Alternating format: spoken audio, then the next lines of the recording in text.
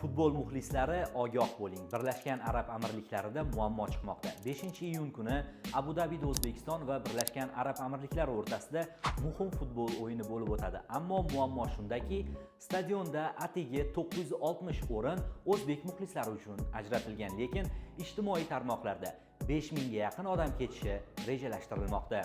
Toshkent turizm boshqarmasi ogohlantirishiga qaraganda bu holat xavfsizlik muammolariga olib kelishi mumkin.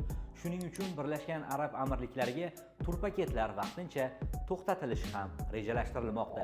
Ammo ayrim muxlislar allaqachon yo'lga chiqqan. 1-iyun kuni Sharja aeroportida 100 dan ortiq o'zbekistonlik muxlislar 5 soatdan beri ushlab turilibdi. Anketa, mehmonxona, qaytish bileti hammasi so'ralgan, ammo javob yo'q. Jurnalistlar ham 8 soatlab aeroportda ushlab qolingan.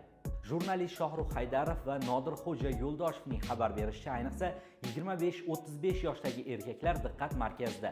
Sharja va Abu Dabi orqali uchmang degan ogohlantirishlar esa tobora ko'proq aytilmoqda. Hozircha faqat Dubay orqali parvozlar nisbatan sokin deyiladi xabarlarda. Anhor.uz voqealar xronikasini kuzatib boradi. Fikrlaringizni izohlarda qoldiring.